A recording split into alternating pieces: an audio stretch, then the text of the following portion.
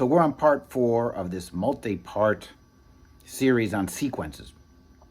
Now, why do you want to practice sequences? I told you once, but I'll say it a million times. You do this because you want to develop technique.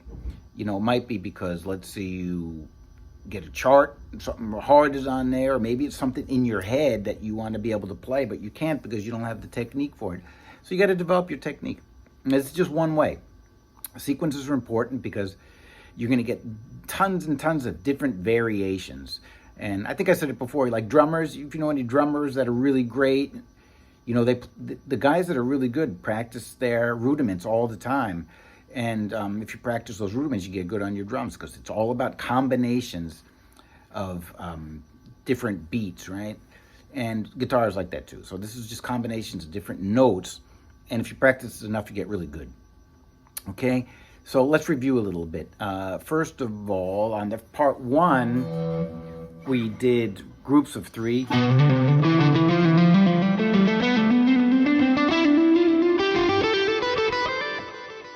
And then descending.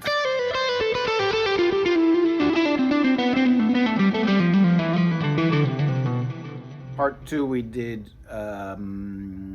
intervallic thirds.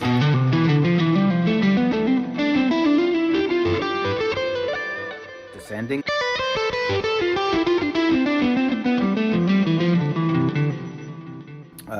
Part 3, we did these intervallic thirds with chromatic approach notes.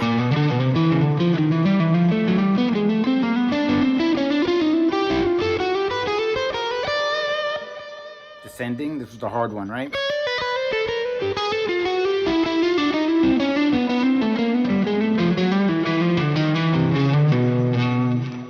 And today we're going to do groups of 3s, but in reverse. So like this.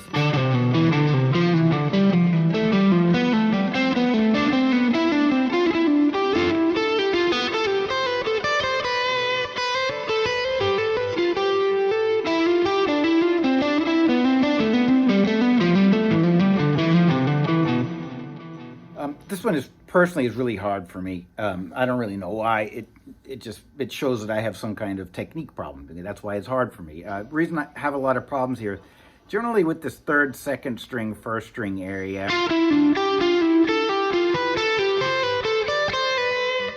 The reverse one too.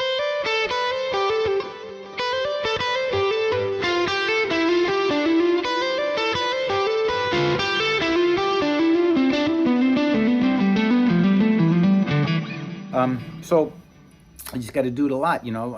I can't play it good. If I struggle with it, it means that I haven't practiced it enough, okay? So let's try that. You can try it with me if you want.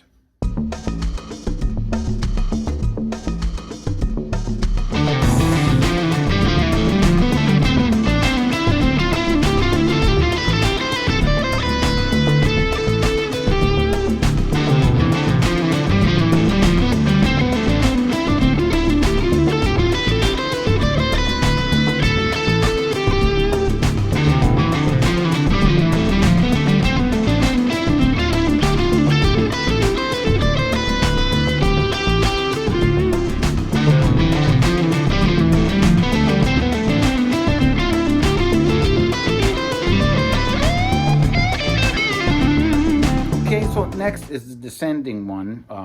So these are kind of interesting, right? Because the last one is descending and ascending at the same time. The next one is going to be ascending and descending at the same time, like this. Okay, let's try that one.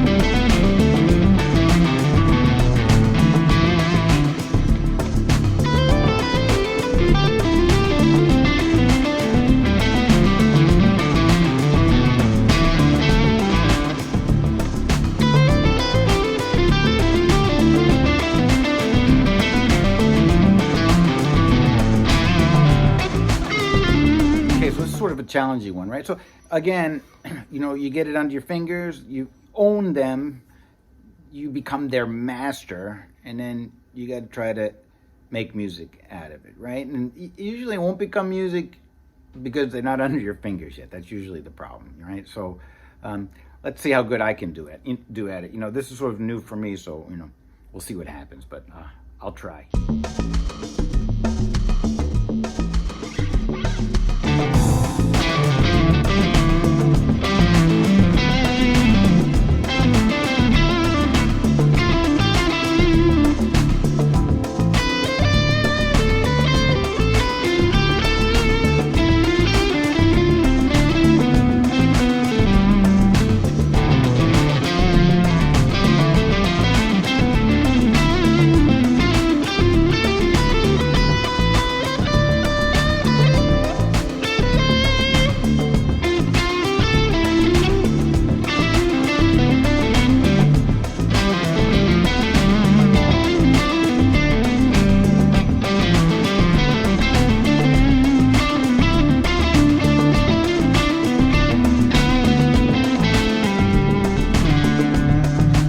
So remember, you have to have fun. So, you know, last but not least, you know, try to see if you can mix these up and have a little fun with them.